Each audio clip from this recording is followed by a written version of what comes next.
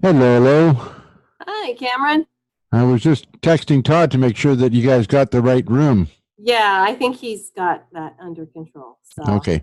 but we were wondering if it was going to be a permanent change or if it's just for this particular No, show. it's permanent. Okay. Yeah. I will get rid of the other one then so there will be no confusion.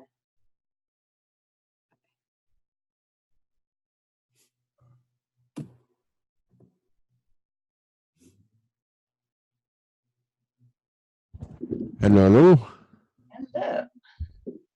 What's up, man? You changed everything. Did you get a new deal? Different? No, just took webinars off because there's no point having a webinar. Oh, so that changed the whole link thing then? Yeah. Wow. Cool. You know, I don't like things that change. Well, yeah. What can I Totally tell you, threw man? me for a loop and I'm like panicked and oh my gosh, what's happening? No, I'm just kidding. Yeah. I'm just Yeah. jacking with you, Cameron. So what you asked me for some marketing material too. I'm sorry, I did not get that. Is that still Well, running we're or yeah, we're well, it's going to be running all the time, but we're creating memes. And we're basically putting memes together, and it's going to be quotes from the hosts about, their work or what they're doing, something profound that you've said that make people think, there you go. So Jackie's our creative person and maybe she can. So what you just want quotes from the hosts about Contact Talk Radio? No, not about contact, about your work. Oh, about our work. Oh, there you go. Yeah. Jackie's Okay. good at that. All right. Do you want any images for the memes as well or just Nope. just the quotes? Okay. Just the quotes, yep. All righty. I work at Life Mastery Radio. Good quote. How much time we got, Cam? You got about a minute and a half. Do you know Stephanie Red Feather? Have you had her on? No? I don't think so. Okay. You're going to see a lot more of this one in Cam, so put her on your radar. All right, stand by a second. I got to get things going. Okay. Todd, you'll probably need to send me a contact information for Cameron. I don't think I have direct. I'll send you the Email email. or I just got something. an email over the weekend. And Okay, perfect.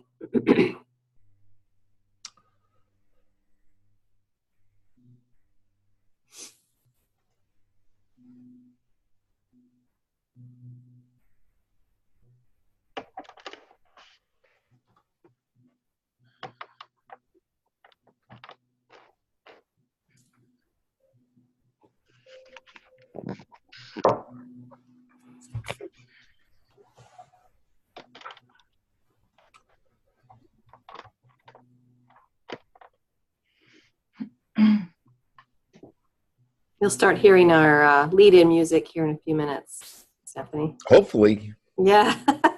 Their advertisers. This is ContactTalkRadio.com. Consciousness in action. And you are taking action into your consciousness by tuning into Contact Talk Radio. And on TuneIn.com, Hing.fm, and UpSnap Mobile. Contact Talk Radio.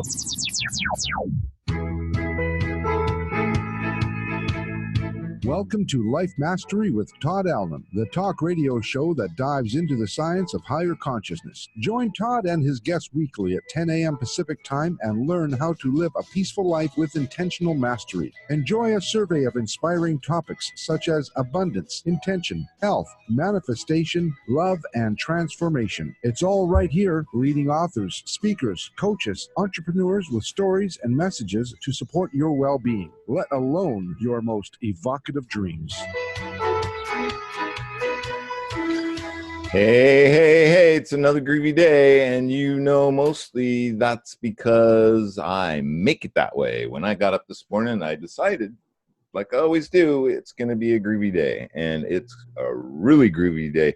Last week, the Pacific Northwest got hit with, some places got 2 feet of snow. I know I had probably a good 14 inches around here. And by Friday, we were kind of buried in. I guess it was Wednesday or Thursday. We were kind of just buried in. And today I look around and it is all gone pretty much. There is just little white flakes here and there. And that was our winter. Da, da, da, da. I think Jackie, do you have any snow left around you? We actually didn't get that much to begin with. In Well, fact, some areas on did. last Sunday night when we were watching the Seahawks game, and we were watching the Weather Channel too because they were predicting snow, and we could see on the radar there was all this snow coming in all over the area, except there was this big hole in the center, and my city is in that hole. So we got just a little bit of a trace. But here at my studio, we had about 4 inches. Yeah, well, you've got the power.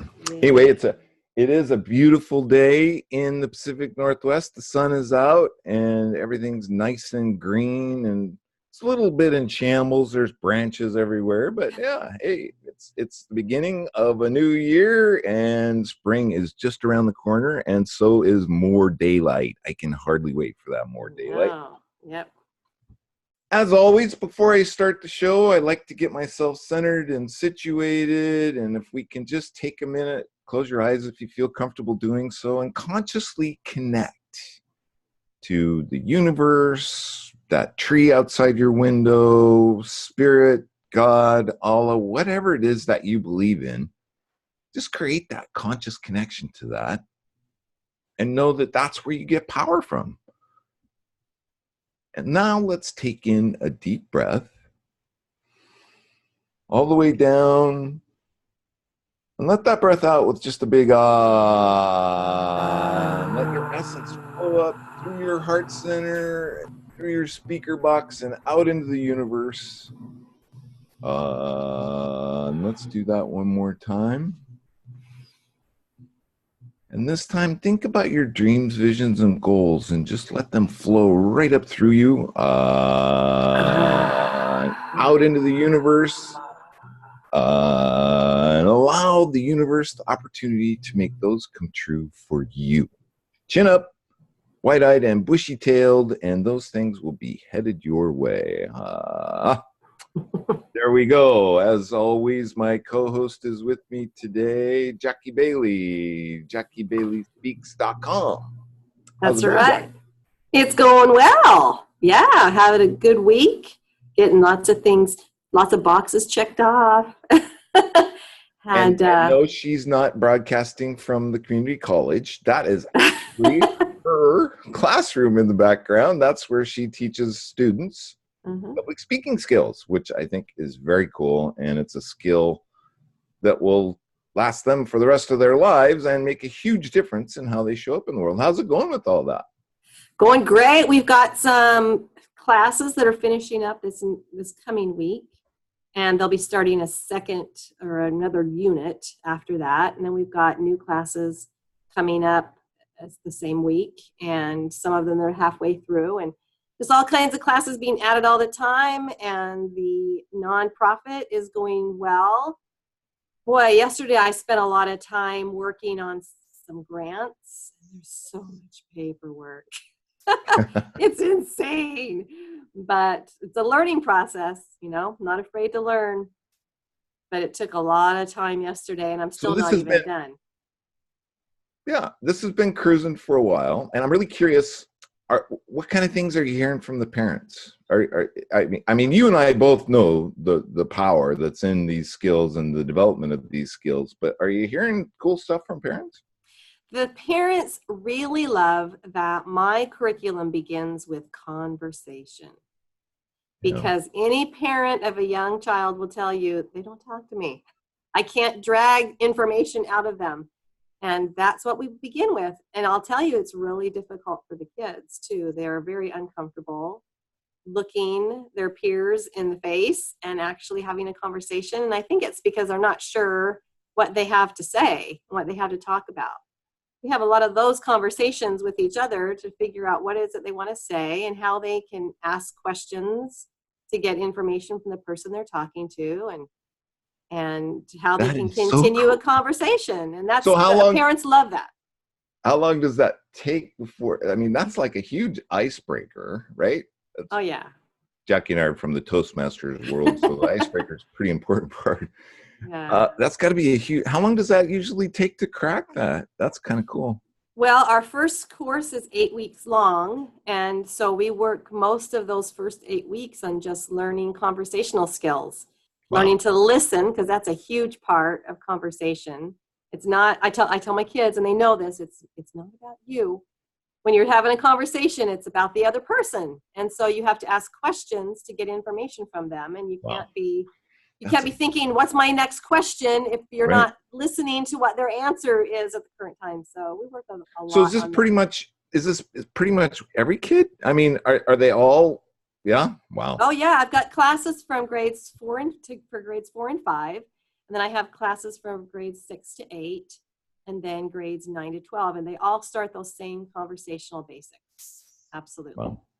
That is so cool. If you want to find out more about Jackie's programs and what she's doing, JackieBaileySpeaks.com. Check it out. She's got Check out the nonprofit too. It's speakfeedlead.org. And that'll help getting you. Off the ground. Yeah. Looks like she's going to be in the Caribbean teaching classes because of that nonprofit. So it's kind of cool. We'll stay tuned with that. I want to remind the listeners that today's show page is at www.lifemasteryradio.net, and any links that we talk about will be listed there. Oh, you know what, Jackie? I don't think I did a show page today. Oh, no. I'm sorry, Stephanie, but I'll get on that right after. It's been everywhere else. Oh, my goodness. That's just crazy. And while you're there, sign up for our newsletter. Jackie does a really good job putting the newsletter out. That's one thing that is consistent, right? Because the newsletter goes out every week, and it talks about who's been on the show and who's coming on the show, and she does a really cool job of that. And then makes a little blog post, not a little, makes a awesome blog post and puts it on the website, and it talks about what we talked about. Can't wait to write about our guest today. Oh, I know. Look at her. She's got this big smile on her face. And she's an old soul. Great. She's been around for a very long time, but she doesn't look like it. She's just done a lot of things. I don't think you want to tell a woman that she's an old soul. No, well, it's okay. I think she gets what I mean. I earned every gray hair and wrinkle. So. Yeah. Haven't we all? Yes. Let's get on with the show. Our guest today is Reverend Dr. Stephanie Redfeather, and Reverend Stephanie Redfeather is the founder and director of Blue Star Temple. She is an ordained shamanic minister. She holds a bachelor degree in applied mathematics and master's and doctorate degrees in shamanic studies from Venus Rising University. What does all that mean? Well, Stephanie is a divine feminine change agent and champion of empaths. And I think that pretty much sums it up. She is the author of a new book called The Evolutionary Empath, a practical guide for heart-centered consciousness. Her passion is to help fellow empaths embrace their soul's calling to evolve humanity to the next stage of consciousness. And Stephanie, I am so honored to have you on the show today. And good day, my friend. How are you? Good. Thank you so much, Todd. Oh my gosh. I just barely scratched the surface of this woman's accomplishments. We had a pre-show, and I think, Stephanie, if you were to wrap it all up, it's just all about being curious. Is that what it's all about? Is that what drives you? What drives Stephanie? I have a thirst for learning, a thirst for experiencing. If anybody plays with astrology, I have 4 planets in Scorpio, so there's a lot of intensity, a lot of drive and will and life force energy all wrapped up into that. So it's just I crave experiences and just light up my circuitry. Wow. That is cool. Give me more. I'm hungry. Well, my question is, have you always been this way? Yes. Or was there a point when, did you discover why you are this way at some point, or is this something that you always knew? Well, I didn't always know. When I started doing consciousness work and transformational work, healing myself, getting to know myself, then patterns started emerging and things started to make more sense. But I also think I have a very ambitious, curious soul.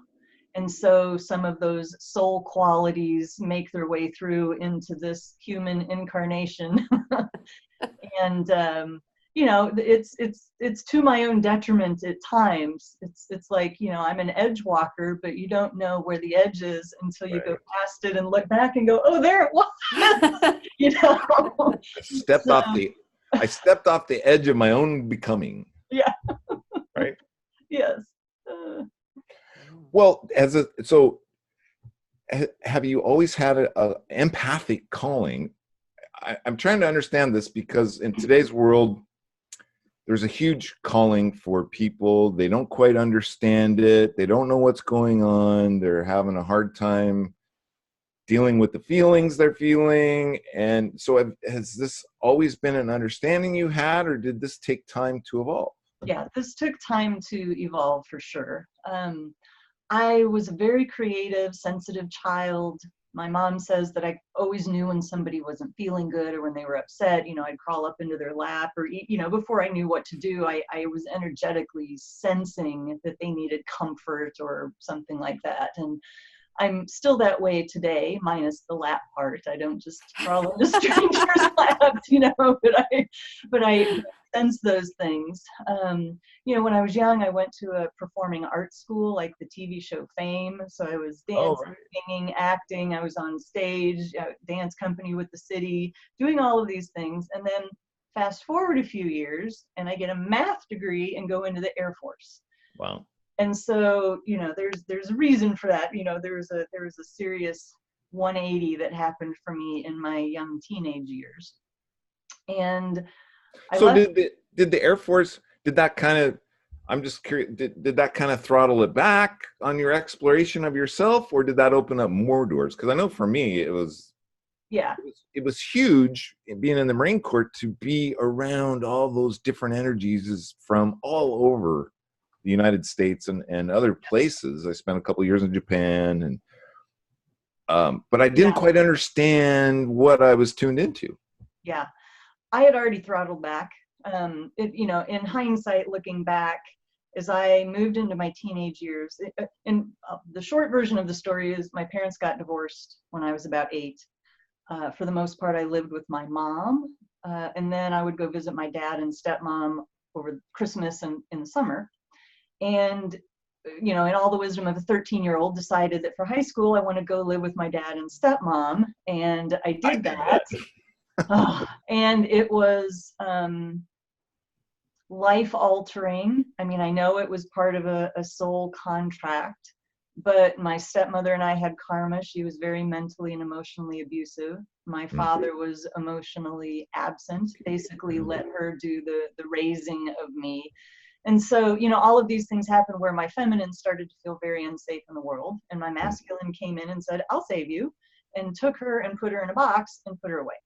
Right. And so clearly, in high school, if you could chart the feminine aspect, expression going down and the masculine expression going up. And so by that time, I'm like, of course I made a very practical, left brain, logical, I'm going to get a math degree and go into the Air Force and, take care of myself. And so I was already shut down by that point. I mean, I went to an engineering school that's mostly men. I get a profession that's mostly men. I, wasn't even comfortable around large groups of women. And so when I left the military, that is what really started my spiritual awakening in earnest, an excruciating 5-year period that I call the spiritual crucible, where I was just getting cooked down and cooked down and cooked down into an entirely new substance.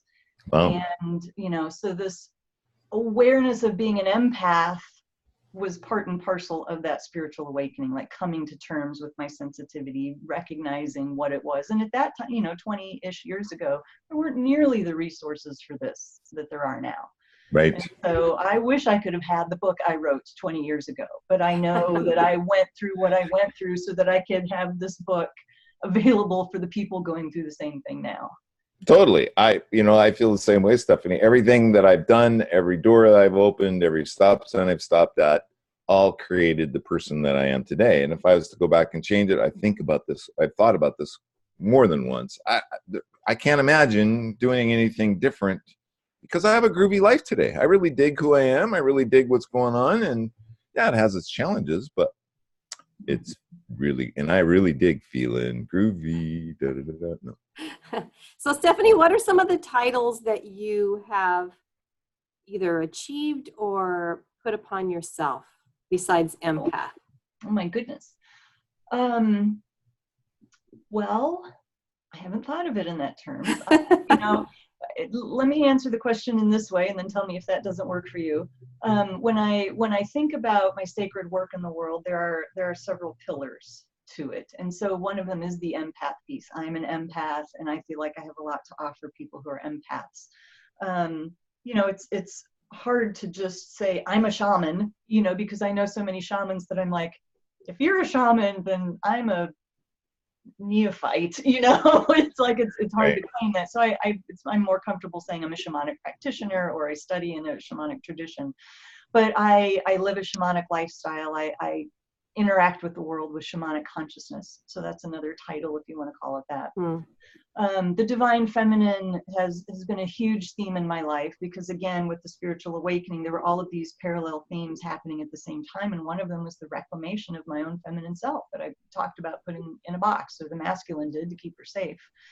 And so that's been a huge part of my work, is my own internal work, as well as helping other people understand the masculine and feminine and the relationship between the two. That it's, the emphasis now in so many spiritual circles is all divine feminine, but really it's that way because it's been so unbalanced that we need to bring the divine feminine back, but it's not about vilifying the masculine. I mean, that's a whole nother subject that I could go into. Right. Well, and I think it's an experiential thing that you did to understand and then be able to explain it to other people, correct? Yeah. I mean, you don't know how you don't want to be until you get there, and then that's the whole point, is then to teach people the difference. Yeah, and you don't understand the imbalance until you get there, experience it viscerally.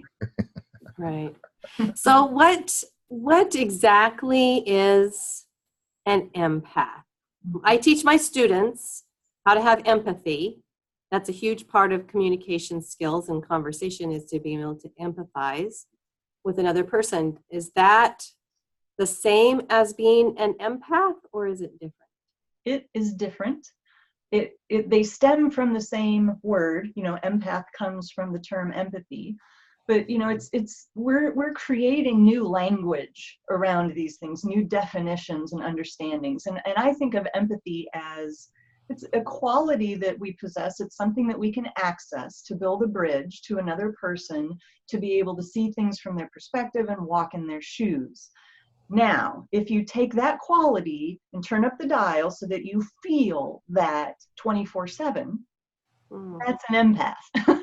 And I don't think of an empath so much as, one of you mentioned being a calling. I don't think of it quite so much that as a choice made at a soul level to show up in your body with a particular kind of energetic physiology and a refined set of sensitivities. So it is something that we are. It is part of our being. It's how we show up on this planet. Is it something we learn? It's something that we can develop. Certainly. Okay. Like I believe that every human being, like I believe being empathic is part of our human blueprint. Like everybody at birth, that's part of our natural coding. I believe that's a natural way of interacting with the world, that there are multiple dimensions of consciousness, that everything is sentient and communicating on some level, that there are all of these different ways that we can perceive energy. But because of the culture we live in, because of the messages that we get from parents and society and church and teachers, etc., all of that is going to get internalized. And so a lot of times we're expressing these qualities as a child, but we end up having to turn them off or hide them or shove them down because our parents are like, okay, you know, your imaginary friend isn't real. You're 6 years old now. You don't need imaginary friends. Or you're like, but really, that's great Aunt Edna standing in the corner. Okay, honey, pat, pat, pat. You know, it's like you get invalidated. You know, for those of us who are here now, most of us, we didn't have parents or extended families or societies that understood us and that could help us, you know, give us the skills to manage it and sort of develop our powers for good, if you will. So you can, you know, people can learn empathy just like you're talking about, you know, but being an empath, it's more like you kind of show up with that rough blueprint or that raw sort of template, and then your life experiences decide if you're going to turn that on, you know. So I believe we make a decision at soul level to show up this way, but we also have human free will. You know, sometimes we get in and we're like, Nope. you know, Exit let's stage turn left. around. Yeah, exactly. So yeah. Well, what is it then? I mean, you've written this really cool book. I'm sure you worked with a lot of people. What are some of the things that people are experiencing in today's world that they're not quite sure of? What are some of these occurrences that people can identify with? Yeah. I think it might be helpful to just talk about part of the definition that I created, the 5 qualities of an empath. Would that be a good place to go? I have it in my notes, so you just go. We have this thing going on right here. Right? That's right. Got you. When I sat down to write this book, my spirit guides gave me one directive, and that was create a definition. And I think, you know, the shorthand, everyday working definition is an empath is a highly sensitive person. But it's so much more than that. And I hadn't really seen anybody get granular on the definition like I did.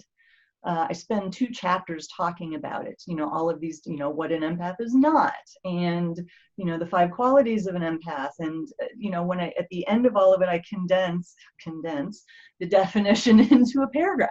My official definition of an empath is a paragraph long because I just couldn't make it any shorter because there were multiple pieces that had to be included. But the 5 qualities really are the meatiest part that I think most people can identify with.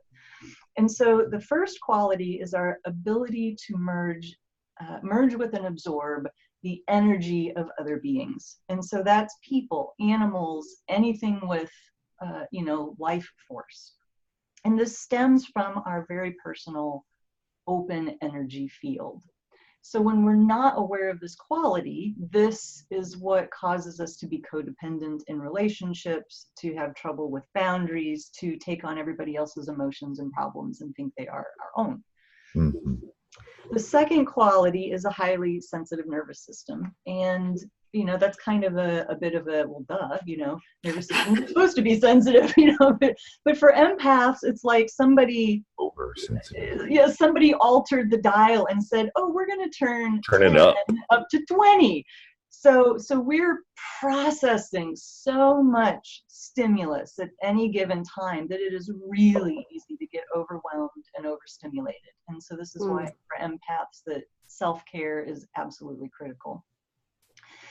The third quality is that we have a great sensitivity to energies around us and an ability to perceive or access subtle information stored in the energy field of other sentient beings.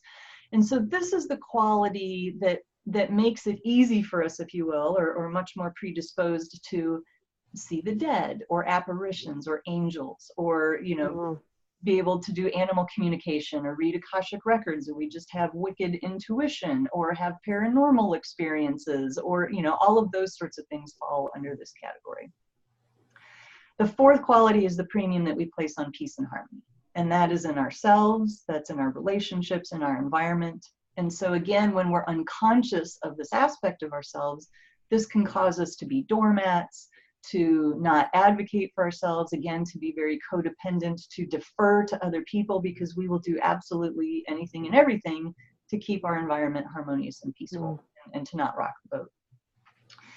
The fifth quality is our big open hearts and a desire to serve others. And this is the quality that, if, again, we're not careful, will cause us to overgive, so deplete ourselves, because we're so focused on service to others or taking care of others that we put everybody else first and we put ourselves last. And that desire towards service often compels us towards service-oriented professions. So a huge part of my tribe are energy healers and massage therapists and nurses and, you know, all of those sorts. But like I said, I was in the Air Force. So clearly there are empaths that are in the military, that are computer programmers, that are engineers and bankers and all of those sorts of things. So they're just not, they tend not to thrive well in those environments once they recognize their sensitivities. Cool. So I have a couple. We gotta stop here. Oh, okay. Did any of those ring a bell, Jackie?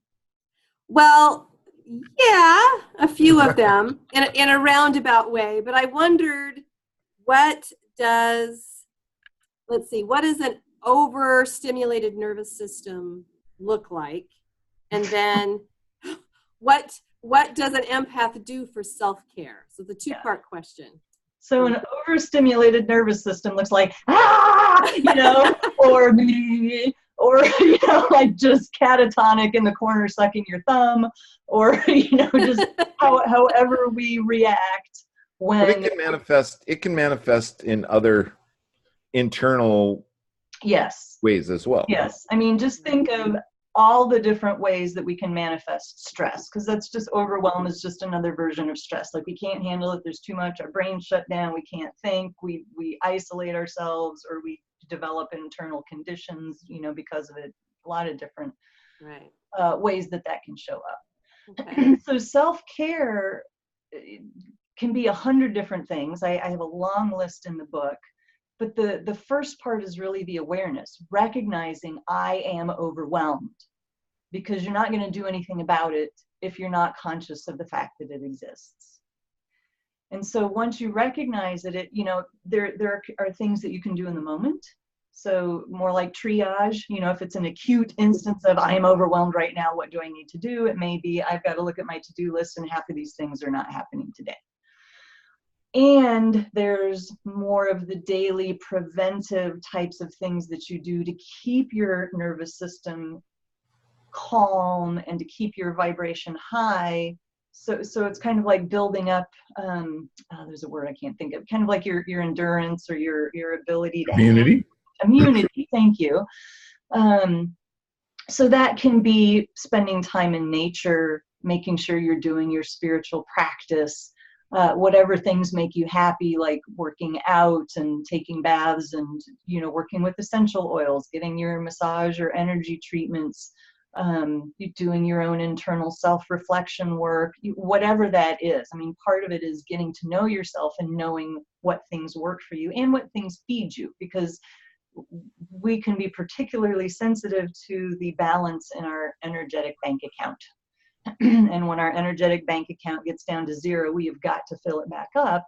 And so that's part of getting to know ourselves, is knowing what fills us back up. You know, I got to tell you, you just reminded me. So I've been going through life changes and just different things. And so my doctor has me on a blood pressure medication because my blood pressure is a little elevated. And so he was a little concerned.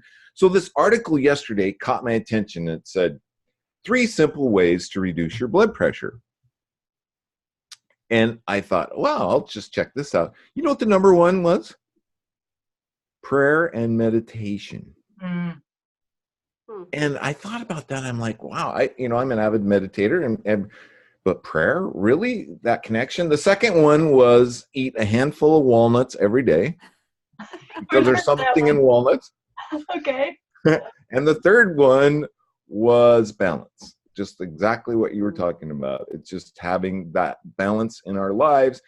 And so there you go. It's an awareness of our surroundings, what's going on, what we're putting in the engine, and that's creating peace within our system. That's that just hit me when you were talking about that, because I thought that was. Yeah. Well, and Jackie, something else that I think is important when considering, because our society has kind of been groomed for the cosmopolitan survey kind of version of things, like, okay, answer this many and you're a mild empath, and this many you're a moderate empath, you know. And I completely, absolutely rejected that, because it's just not how the truth of it works for me. And I talk about that in the book, that it's really an intuitive thing, and that all of these qualities exist on a sliding scale. And it's not like, well, I identify with a couple of these, but the others I don't, so I guess I'm not an empath. You know, that's not, to me, that's not a valid reaction. That's not how a person is meant to interact with this information. You know, so it can be, you know, we peg high on a couple, we peg low on a couple, you know, so there's no threshold at which you're not an empath. You know what I mean? Like, if this resonates with you, if this information helped you, if you feel like you are and that it pegs you, that great. Well, so then the next step then is, okay, I have these feelings, I have these understandings, or you know, I think this is what applies to me. And Stephanie, it's just like muscles, right? It's just things then you begin to work with and exercise for a better understanding.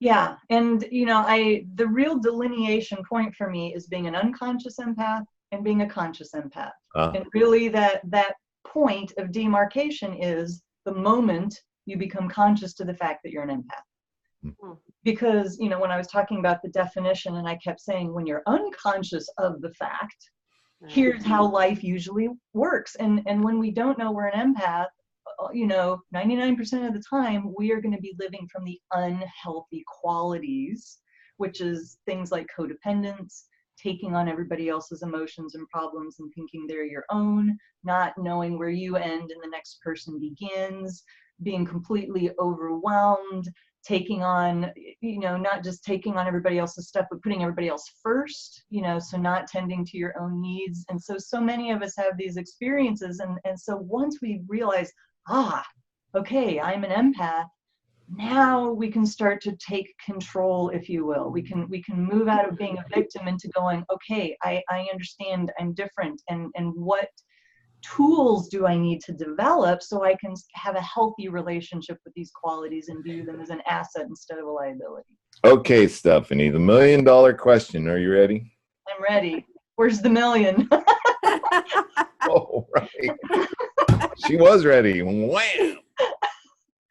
Doesn't everybody exhibit or have the qualities or the abilities to be an empath? Isn't that part of our humanity and being human? Yes. I mean, that's why I was saying I feel like we're all born with that blueprint. We're all born with that coding.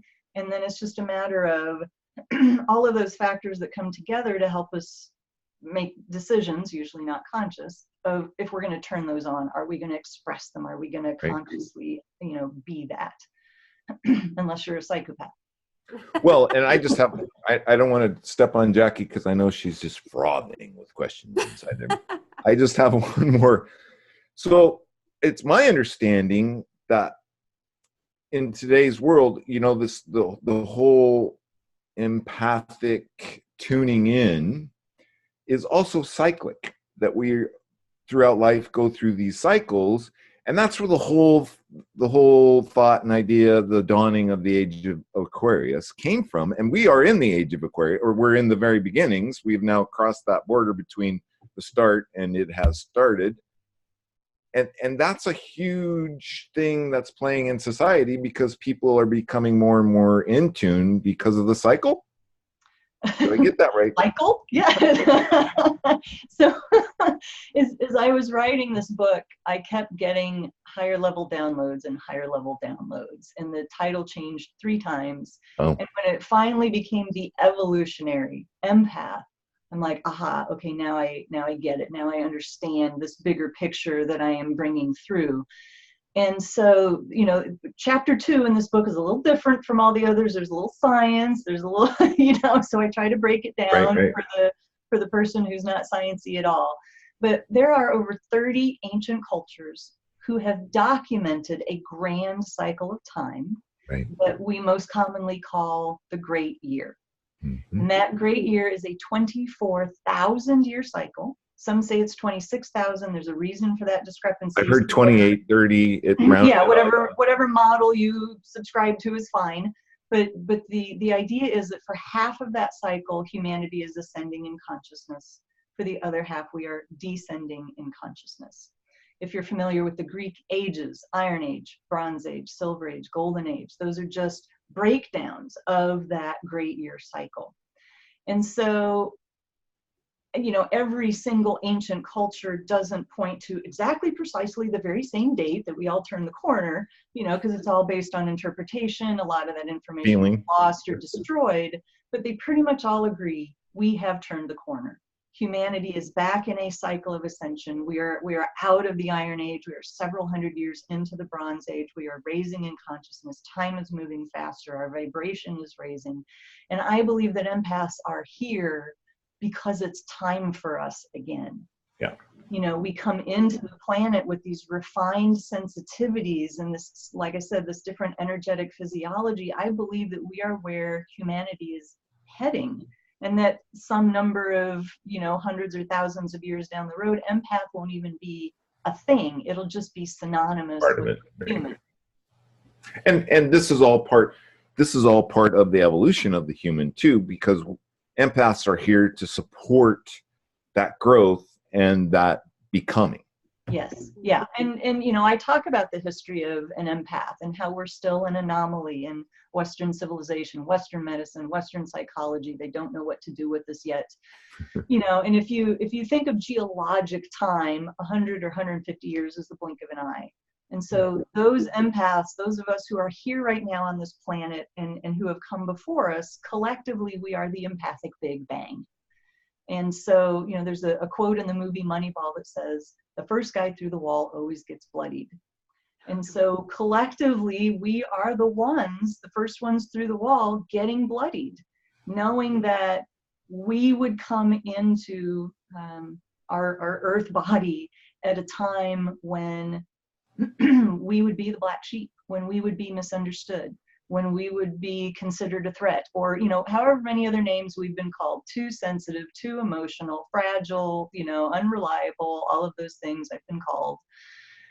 But we are here to help usher in this next phase of consciousness centered in the heart. And so we are the stalwart souls that chose, you know, back in spirit form, like, okay, we're coming into a body. Here's what's happening in humanity. Get ready. To, Oh my gosh, time is just flying by. If you've just tuned in, I want to remind everybody that you are listening to Life Mastery Radio with Todd and Jackie. I'm Todd, that's Jackie. Our guest today is Dr. Reverend Stephanie Redfeather, and she wrote this amazing book, Cue to Hold the Book Up. Queuing. That's her book. That's what we're talking about. And today's show page is at will be at www.lifemasterradio.net, and you can find the link to Stephanie. Okay, Jackie, you're in the limelight. I'm sorry, I didn't hug so much. No, that's all right. I have so many questions, but there's one that's been haunting me, or saying, you got to ask this, you got to ask this. Your name is so beautiful, Stephanie Redfeather. How did you get your name? Is that your given name? Given by spirit guides. Okay. A number of years ago, I was working with one of my shaman mentors. We were doing a healing session. I was standing on a buffalo hide. My eyes were closed. We were going through this process, and all of a sudden, I was seeing a vision, and I saw, you know, a native person standing in front of me, dancing. There's a fire. There's the tribe all around, but his headdress was, you know, full length, all red feathers, and it just hit me. I'm like, oh my God, I'm being given a name. And so, you know, I told my friend, and we immediately shifted into doing a naming ceremony where, you know, we have a particular way of kind of announcing me to the energetic grid of the planet and kind of anchoring that. And so in spiritual circles, I used that name for a while. And then when I got married again in 2011, my last name at the time was different. It was my first husband's last name, and I didn't want to take that in the marriage. And I no longer subscribed to the practice of taking my husband's last name, and I was complete with my maiden name. And so I'm like, Spirit, I need a last name. They're like, you got one. Like, really? Isn't that weird? What are people going to think? So I went through this whole process and, realized that it's just an initiation like anything. Oh. So I legally changed my last name when I got married. Cool. I wondered if it had some significance to a moment that you've shared about seeing a red-tailed hawk fly over your car at a moment when you needed some guidance or something, right? That happened. Those two things happened several years apart, but the animal kingdom, I'm very connected to the winged ones, and they provide me with signs and Oh my gosh. all the time. You and I are cut from the same rug. That deer, rabbits, and frogs. Frogs, big time frogs. Really? Ribbit, Oh, yeah. ribbit. Wow. For me, it's dogs. Dogs are who I talk with. But Do you have an animal totem, Stephanie? I have several. I came into this life with horse. I mean, horse has been my protector and friend ever since. I tend to have big, as opposed to a specific cat, big cats. Oh, I love cats. Right now I'm working with pumas and black panthers, a couple different versions, and then the winged ones, like at different times, the eagle, the red-tailed hawk, the owl will all come in and work with me. So different ones, but those are the major ones. Snake as well. Are you familiar with our guest we had on last week? Oh my gosh, Jackie, bail me out. The horse lady. Was that no, that wasn't last week. It was 2 weeks ago. well, there's Mary McNerney was on, but then there was I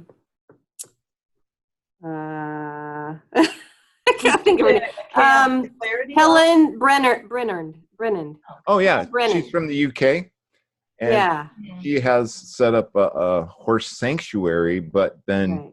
also facilitates healing. Yeah, she That's the didn't horses. necessarily call herself an empath, but she might fit that description, especially in talking with horses. Well, she's a horse whisperer, so right. I think Yeah. on some level, and then she facilitates healing sessions with people where they come in and actually are in the horse's energy, and it was fascinating. Yeah. She's another good friend of Patricia's. Yeah. Yeah. And Stephanie, you had a little vignette, perhaps a big vignette, in the book Chaos to Clarity. Oh, right. Which Cue. yeah, that's right. Which we've had Patricia and what's the other writer? Cat. Kathleen. Yes. Yeah, Pat and Kat. That's right. We had them on with us several months ago, and not realizing that you had a little part in that book. Would you like to share what you have provided for that book? Yeah, absolutely. And I actually kind of did it in microcosm earlier, a little bit ago. Okay. Yeah, because I was talking about how, I was a very sensitive, intuitive child, the creative and performing arts school, the parents' divorce, going into the military, the spiritual awakening, and then just the time in the spiritual crucible was really, that was the main focus of that excruciating period of time where everything you thought was true is crumbling before your eyes. Yeah. And everything you thought you were, you don't know anymore. And I was just you can call it a shamanic death and rebirth, a dark night of the soul, a shamanic dismemberment. It was all of those things, while I was just getting squeezed through finer and finer sieves until I was, my pulverized parts were just like goo, primordial goo in the pot getting cooked and created into something else. And what came out of that was this business, the work that I do. Because when I stumbled out of the crucible, where it's sort of like, whew, you're wiping the sweat off your brow, looking around, okay, the world's still here, where am I? and I realized that I had perspective. that I had some nuggets of wisdom, that I had an ability to explain subtle and esoteric concepts, and that if I could make somebody's time in the crucible shorter and less painful and support them, then I was compelled to do that. And so I started my business in 2007 and have been doing it ever since. So is your book and your business is it directed toward empaths, or is it directed toward those who aren't empaths or who think they might be, who's your reader? Who do you want your reader to be for your book? Yes. Okay, so Okay. take it down this path. Entice us a little bit, Stephanie, to explore your book more. Right. Well, I struggle with some of the marketing things that so many people do, like, who's your tribe? And Right. It took me a while. It's like, I can claim that empaths are my tribe, because if I look back at every single person I've worked with, they've all been empaths. Right. But it is, it is, to me, that journey and our journey of spiritual awakening, our journey of coming into consciousness, healing our wounds, those are all things that I support people with in a variety of ways, whether it's one-on-one client work, courses that I offer in person, or telesummits, or video home study courses, or workbooks, or whatever. I am here to support people in their spiritual awakening, and it seems that I'm here mostly to support the sensitive souls, or the ones who are coming into the awareness and understanding that they are sensitive souls. And one of the unique things that I think I offer is, and the book is a perfect example of that, is I will bring in the higher level perspective. I feel like I have the gift of context, where I can really create the bigger picture for a person so they can locate themselves inside of it. But then I will always bring it down to the practical, rubber meets the road, everyday 3D level of how do you make this work on this planet, in this body, in your life. Wow. Okay. Good stuff. Cue to hold the book up. Yeah. To hold the book up. Holding the book up. Nice. Is there anything? There we go. Is there anything else that the reader will find in the book? Take us through it. Maybe just a short exploration of what we can. Yeah, absolutely. So the first chapter is titled "You Are Not Crazy," but you are not normal either. So it's an acknowledgement right off the bat that I understand the names you've been called, and the doubt you've had, and the things you've wondered about yourself. And yes, you are different, and here's why. And so the first half is that bigger picture context. It's the definition. Wow. It's anecdotes, like I interviewed a bunch of people to give their experience. So those 5 qualities that I talked about, I have a whole chapter where I break those down into more details and give examples from other people's lives. I talk about the history of the empath and how we're an anomaly in Western medicine and Western society, and how to navigate that. The second half is all tools. It's bound, what is your energy field, and how do you manage your energy field, and tools for good daily hygiene practices, just like brushing your teeth and taking a bath. And what are boundaries, and examples of, like the 2 major things I focus on with boundaries are saying no and asking for what you need. And I even provide languaging. What does this sound like? What does this even look like? I talk about the masculine and feminine qualities and how they're important to understand and to work with. Talk about embodiment and self-care. There are 8 beefy guided meditations that come with this book. If you get the book, there's a page in the back that gives you the website to access them. They're not just fluffy, let's float through the clouds kind of meditations. They're let's get in touch with your body, and let's play with the edges of your energy field, and let all of this kind of stuff, so that you can really have the experiential piece of this work. Are those recorded too? Have you recorded those? Yes. Yeah, I wrote, produced all of those. And where can they find those? Well, I don't want to say, because they come with. They do. They're come with the book. So if you flip to the last page or somewhere in the back of the book, it provides the website that you go to. It's hosted by my publisher. And then now I'm going to push on you a little bit more to get the publisher to send me your book, because we didn't do it. they'd be happy to. Most people I ask know. that ahead You of know, time. usually we get PDFs of books and Word documents, but then this morning I was reviewing a little bit, and you had sent us a note saying, "Well, I don't really have that in that form," but the publisher, but it's fine. I think we had a great show, and yeah, Jackie could Yeah. probably get a lot out of it. Oh, definitely.